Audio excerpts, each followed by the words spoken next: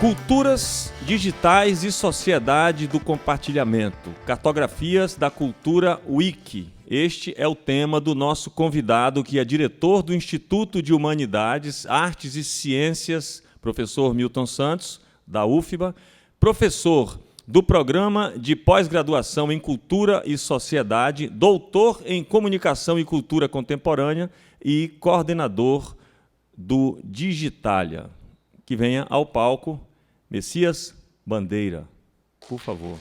Bom, olá para todo mundo que está vendo a gente, as pessoas que estão participando do Univerão, as pessoas que estão assistindo a gente pela internet. É um prazer participar desse programa de formação e também de entretenimento. Eu gosto muito da ideia quando essas coisas estão conjugadas, e acho que essa iniciativa tem a ver exatamente com as novas modalidades de formação que nós temos hoje na sociedade contemporânea. E nada mais natural do que expandir, né, os nossos muros, os muros da universidade, Jackson, para pensar exatamente essa contemporaneidade, para buscar uma relação direta com a sociedade. Para mim é um prazer poder falar aqui com vocês, falar também para muita gente que já acompanha o trabalho, a discussão sobre a relação entre cultura e tecnologia, e é exatamente sobre isso que eu vou discorrer, que eu vou tratar um pouco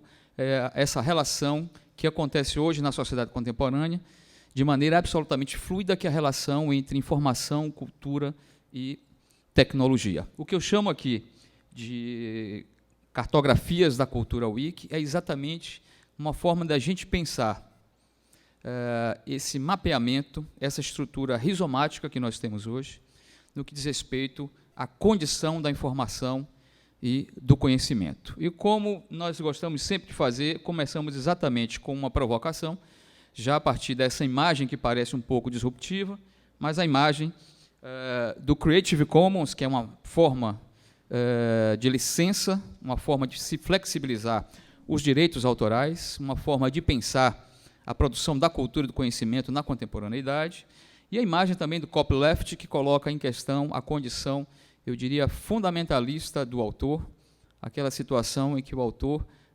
ocupava um protagonismo quase mítico, romântico, onde a sua posição era absolutamente de proprietário da informação, da cultura, de uma obra de arte, de um livro, de uma música, enfim. Essas questões hoje estão exatamente sofrendo um grande processo de transformação, e nós passamos de uma sociedade onde a propriedade da informação era exclusiva de grandes corporações, de grandes companhias, e agora ela está exatamente sobre uma espécie de fragmentação, uma estrutura, como falei, absolutamente rizomática, onde nós temos hoje uma grande capilaridade dos modelos de informação, de distribuição, de acesso, né, e de compartilhamento. Por isso que, entre outras coisas que podem designar a nossa sociedade, nós podemos falar também que a nossa sociedade é a sociedade do compartilhamento. É muito provável que todos que estão nos vendo agora, pela internet, aqui que estão participando da Univerão, muito provável que nenhuma dessas pessoas, né, não tenha acessado a internet hoje. Tenho absoluta certeza que todos acessaram de alguma forma, ou por meio dos smartphones, ou pelo próprio computador de mesa, né? Ou seja, como já disse o Fadi Sherhadeh, que foi presidente da ICANN, que é a associação internacional responsável pelos domínios de endereços de internet, ele falou algo absolutamente impactante na abertura do Internet Governance Forum, que ocorreu no Brasil em 2015. Ele disse: o ciberespaço acabou, não existe mais o ciberespaço, porque tudo que nos circunda agora faz parte do ciberespaço. Tudo está conectado e essa informação está absolutamente disponível, e nós fazemos parte, de maneira orgânica, desse conjunto das informações. O que eu queria discutir um pouco hoje também era exatamente sobre essa condição da informação, que parece ter se tornado protagonista na sociedade contemporânea. Eu faço referência exatamente a 4 momentos, de maneira muito resumida, há 4 momentos da sociedade em que a questão da informação e da tecnologia, né, estiveram imiscuídas, estiveram integradas, articuladas. A frase do Thomas Hobbes me parece absolutamente curiosa, quando ele dizia que, por raciocínio, eu entendo computação, como se raciocinar fosse, de fato, um processo mental subordinado a uma lógica matemática. Isso no século XVII, né? No século XVI, quando ele nos coloca essa questão. Com uma grande diferença de séculos, o grupo alemão Kraftwerk vai falar o seguinte: eu programo o meu computador pessoal e esse computador pessoal me projeta, me joga para o futuro. É claro que ele faz referência exatamente a essa condição nossa da relação homem-máquina, da relação do indivíduo com a tecnologia. E, mais recentemente, dois movimentos absolutamente importantes: o movimento do software livre, promovido aí, eu diria, quase tendo como guru, né, como marco inaugurador desse processo, o trabalho do Richard Stallman, e, por outro lado, a ética hacker, que é a ética do compartilhamento, da superação, da quebra, do associativismo, da relação que nós temos hoje com a informação e com o conhecimento. Esse contexto vai mostrar para a gente exatamente uma mudança de escala absolutamente importante na passagem do analógico para o digital. Não que esses dois ambientes, Jackson, sejam excludentes, não que eles sejam distintos, mas eles estão certamente integrados. Mas o que nos falava a Hannah Arendt na década de 50 me parece absolutamente curioso, quando ela dizia que, na medida em que as realidades atuais nos trouxeram um presente global sem um passado comum, elas ameaçam tornar irrelevantes todas as tradições e todas as histórias particulares do passado. É essa operação do local com o global, essa conjugação do indivíduo do coletivo, do que é público e do que é privado, que tem colocado muitas inflexões hoje na sociedade contemporânea. Por isso que nós falamos hoje, numa grande dificuldade de se pensar o contexto sociotecnológico na perspectiva do indivíduo, como se fosse possível separar o digital do conhecimento, da cultura, ou da política. E isso não é mais possível. Hoje esses ambientes, esses âmbitos estão absolutamente integrados, e é por isso que nós criamos uma dependência dos processos tecnológicos, quaisquer que sejam esses processos, especialmente se falarmos aí na internet, nos dispositivos digitais, nos dispositivos móveis. E, quando pensamos isso, também podemos projetar essa questão para o campo da cultura. É possível separar o digital da cultura, uma vez que, ou no momento da criação, no momento do acesso, da distribuição, da fruição, do consumo de bens culturais, em algum momento, o digital vai tangenciar uma dessas etapas. Isso não significa um determinismo tecnológico, mas significa que todas as etapas, em algum momento das etapas de produção cultural, nós teremos, de fato, eu diria, a dimensão digital tangenciando essa criação, essa distribuição ou a fruição desses bens. E o que nós chamamos hoje de redes digitais pode ser entendido também como esse ecossistema para hackear conhecimentos, para hackear a cultura.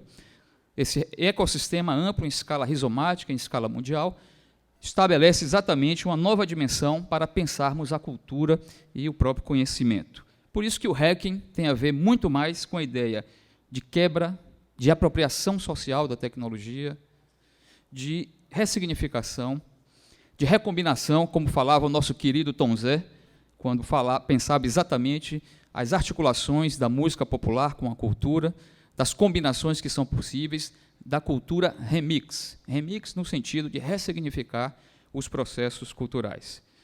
E é isso que tem desafiado muito nós que trabalhamos, que estudamos, nós que vivenciamos esse ambiente digital. Essas dimensões têm desafiado o nosso dia a dia, porque as questões mais estruturantes da sociedade, que foram consolidadas ao longo do século XX, elas estão num completo processo de erosão. Quando falamos em aspectos econômicos, políticos, os aspectos da propriedade intelectual, de como circula a informação hoje na sociedade, da dimensão viral das informações, da capilaridade, de uma inversão completa, eu diria, das estruturas de produção e acesso à informação. O que falamos aí de liberação do polo de emissão, hoje diz respeito exatamente a uma estrutura onde todos nós somos emissores e receptores, somos consumidores e produtores de informação simultaneamente. E, portanto, as culturas digitais representam exatamente essa dinâmica, eu diria, da ressignificação dos processos, dos modelos de produção da cultura e da informação. eu queria fazer 2 cortes absolutamente importantes que têm a ver exatamente com esse debate. Primeiro que, quando falamos da ideia de cultura wiki, estamos falando de uma sociedade que pensa hoje, que exige hoje a transparência, o compartilhamento, que estabelece como rotina a distribuição da informação. Mas esse é um sonho antigo que a gente pode, por exemplo, situar na ideia de uma biblioteca universal, a Biblioteca de Alexandria, provavelmente a maior biblioteca do mundo antigo, que foi incendiada. Na verdade, os historiadores hoje já chegaram ao consenso de que foram vários incêndios que destruíram a Biblioteca de Alexandria, mas que ali, de fato, carregava, em boa medida, uma boa parte do conhecimento humano registrado. E essa ideia de biblioteca universal, ela parece ser também, eu diria, mimetizada na ideia de que nós somos também, de certa maneira, uma biblioteca. E essa imagem do Arcimboldo, do século XVI, me parece absolutamente emblemática, porque ele sugere a construção ali do indivíduo a partir de livros, quer dizer, a imagem que ele produziu no século XVI, mimetizando essa ideia exatamente do indivíduo com conhecimento. E, na contemporaneidade, nós vamos ver que há uma superação da própria ideia de centralização do conhecimento. Conhecimento que era estocado, um conhecimento que era, em geral, enciclopédico, definido por verbetes, por temas. O iluminismo carregou muito essa ideia de que seria possível confinar todo o conhecimento a um conjunto de livros, a uma biblioteca, enfim. E o que nós, obviamente, identificamos e chegamos à conclusão é que esse é um cenário que foi, sim, superado pelas diversas formas de conhecimento. O conhecimento não está, obviamente, apenas nas bibliotecas, não está nas universidades, nas escolas, nos centros de pesquisa, ele está distribuído e disponível, obviamente com algumas restrições, que eu comento daqui a pouco, mas o conhecimento hoje está disponível, de certa maneira, para uma escala global de acesso. Por isso que falamos hoje em pós-iluminismo, por isso que discutimos aí uma espécie de conhecimento em rede, e podemos falar, por que não, de uma espécie de conhecimento wiki. Esse conhecimento, essa ideia da Wikipedia, mas o conhecimento wiki no sentido de uma ampla forma de distribuição e de acesso. E talvez pudéssemos falar exatamente, eu diria, de um backbone, de uma espinha dorsal, que define um pouco, que ilustra um pouco esse contexto sociotecnológico da contemporaneidade. Da noção de noosfera, do Teilhard de Chardin, passando pela noção de aldeia global, do ciberespaço, do William Gibson, da inteligência coletiva, do Pierre Levy, da rede semântica, do Tim Berners-Lee, da inteligência coletiva, do Kerckhoff, enfim, da cultura remix, do Lessig, da cultura livre, o copyleft, ou seja, todos esses elementos conformam aí a ideia de que nós temos hoje uma espécie de mundo conectado e que pertencer a esse mundo significa realizar a operação on ou off, de estar ou não conectado, de estar, portanto, sob a égide aí das tecnologias da informação e da comunicação. E retornamos, de certa forma, à ideia de que o conhecimento, não é, pode ser, de certa maneira, disponibilizado, sistematizado e entregue às pessoas e não apenas às corporações. Mas isso vem carregado de uma série de questionamentos, a exemplo de projetos que se colocam de maneira totalizante, como o Google Books, que quer digitalizar os acervos e vem digitalizando os acervos de grandes bibliotecas e grandes museus, mas que tem aí, junto com isso, embutido a ideia de que esses conteúdos poderão ser cobrados e esses conteúdos poderão, indiretamente, gerar recursos para uma grande corporação como é o Google. E por isso que precisamos problematizar, Jackson, se devemos nos submeter a essa lógica ou se devemos pensar, de fato, numa espécie de governança pública para a digitalização dos nossos acervos, uma vez que nós disponibilizamos muitas informações e não temos o cuidado de pensar de que maneira isso será utilizado ou está sendo utilizado pelas grandes corporações. Não é que a minha informação individual tenha valor para uma grande corporação como o Google, como Apple, como Spotify. O que importa é o somatório dos nossos dados, da nossa informação, porque isso gera sentido administrativo, isso gera sentido financeiro e econômico para determinadas corporações. E aí é que nós temos como um grande questionamento a possibilidade de criar uma injunção entre o que é público e o que é privado. Por isso que o Brasil desenvolveu nos últimos anos, para você que está assistindo a gente agora, algo absolutamente fundamental à defesa da nossa privacidade. Foi o Marco Civil da Internet no Brasil, que foi um documento fundamental, de natureza declaratória, que estabelece 3 grandes eixos: o princípio da neutralidade da rede, o princípio da liberdade da informação e o princípio da privacidade dos indivíduos. Privacidade para os indivíduos, transparência para os governos. E quando isso não acontece, nós estaremos submetidos à ideia, à lógica da cultura do vazamento. E é isso que tem ocorrido em muitos países, porque na medida em que os governos omitem, interditam a informação, mais irão prosperar os sistemas que vazam essas informações que têm interesse público, de natureza pública. Aqui eu trago um mapa para a gente discutir depois, que é um mapa, como esse mapa seria montado a partir das contribuições na Wikipedia de todos os países. Vocês vão ver que em algumas áreas ali nós temos os espaços, os países que mais se dedicam à edição desses textos, que mais contribuem, não é, com a edição de documentos na Wikipedia. São inúmeros exemplos que nós poderíamos dar, que poderiam ilustrar exatamente esse contexto. E como uma reflexão final, eu queria exatamente colocar em debate essas novas possibilidades de se pensar a geopolítica internacional. Ou seja, quando falamos de uma nova governança para a internet, estamos pensando na ideia de que não é possível que a internet tenha um controle único, um controle que seja de apenas uma organização. É por isso que falamos tanto aí nos últimos anos na internacionalização da ICANN, repito, que é a organização responsável pela gestão de endereços, domínios da internet. É preciso ter uma gestão global. E como eu falei que o nosso Marco Civil foi um documento muito importante para o país, embora não seja perfeito, esse documento vem servindo de modelo para uma discussão sobre a criação de um Marco Civil global para a internet. Esse debate é tão importante que, nos Estados Unidos, agora, o princípio da neutralidade da rede, né, foi completamente desmontado, e isso significa que o tráfego de dados, o tráfego de informações, poderá ter seu uso, eu diria, diferenciado em termos de custos para o usuário final.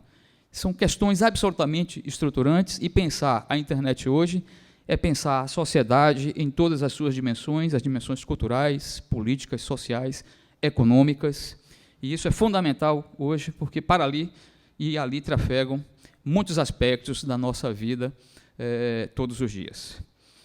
É isso, eu estou à disposição, portanto, para a gente discutir um pouco mais sobre esse contexto da sociedade do compartilhamento, dessas culturas wiki com as quais nós lidamos todos os dias. Olá, tudo bem? Parabéns pela apresentação. Eu estou trazendo uma pergunta aqui do professor Nelson Preto. Ele não pôde estar aqui, mas ele nos enviou uma pergunta aqui para que a gente pudesse fazer. Sabia que Nelson Preto ia me deixar num aperto aqui, mas tudo bem. Como o senhor vê os acordos de Secretaria de Educação e Universidade com a Google? Ontem, Veridiana Alimonte falou que os dados que esses dados estão dessa maneira, né, cerceados para a Google. Como você vê isso? Quando eu mencionava o projeto do Google de digitalização de acervos, eu colocava em perspectiva exatamente essa questão, que é de que maneira hoje nós vamos lidar com os conteúdos que são gerados em termos governamentais, em termos públicos. Pense, por exemplo, do conjunto de informações que os governos detêm sobre nós, indivíduos, sobre nós, cidadãos, informações de natureza pessoal, de cadastros, de interesses, de condutas. Imagine isso ampliado para o nosso conjunto de comportamentos de consumo, de frequência a determinados locais, de utilização de viagem, de circulação, viagem, de utilização de roupas, enfim. Essa sistematização ela está cada vez mais representando exatamente uma massa de dados que, no final, serve como, eu diria, ganha sentido financeiro para essas companhias.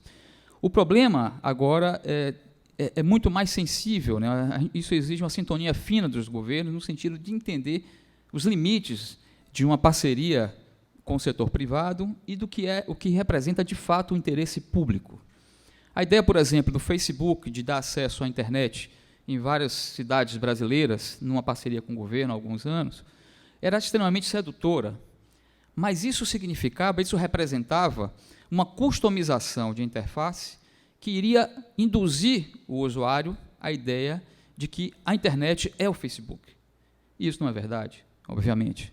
O Facebook é um dos braços importantes. Na realidade, o Facebook não passa de um site importante, com um grande número de usuários, com uma série de funcionalidades interessantes, mas é apenas um site, entre bilhões de sites que nós temos hoje na internet. E você não pode subordinar uma política pública apenas, quer dizer, a um ator, um protagonista, da internet.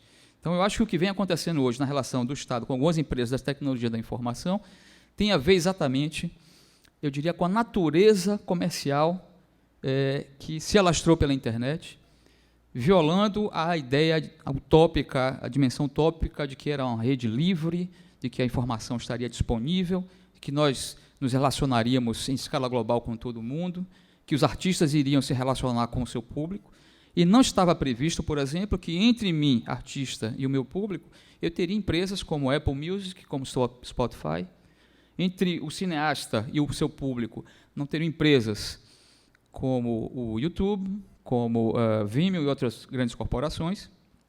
E esses intermediários hoje, eles mimetizam exatamente aqueles grandes intermediários das cadeias de produção da cultura, as grandes gravadoras, as companhias do cinema, as grandes editoras, os meios de comunicação, enfim. Então, nós vivemos hoje uma grande inflexão das dimensões do público e do privado, mas eu entendo que é, sobretudo, no fortalecimento da sociedade civil que nós podemos, sim, estabelecer uma correlação de forças nesse cenário.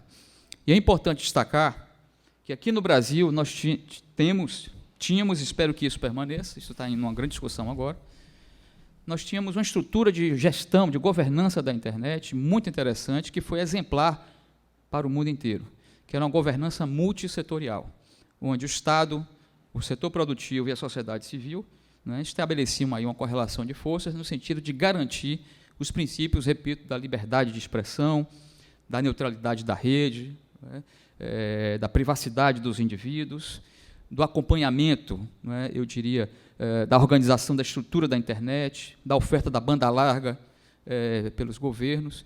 Ou seja, essa estrutura ela foi fundamental para garantir essa relação equilibrada entre esses setores. Isso está em questão agora.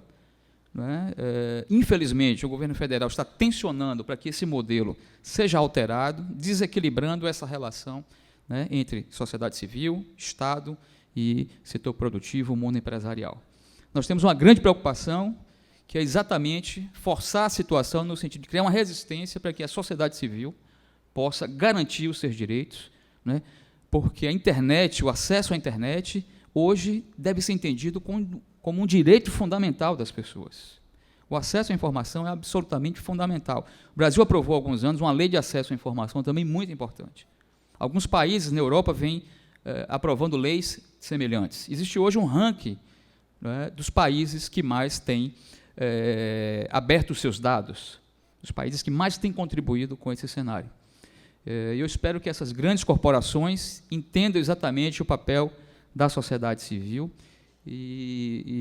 mas que esse trabalho, na realidade, se deve muito mais ao Estado, no sentido de regular essas relações. Não se trata de censura, se trata de garantir, repito, as liberdades individuais, de garantir, portanto, uma relação mais equânime entre sociedade, governos e empresas.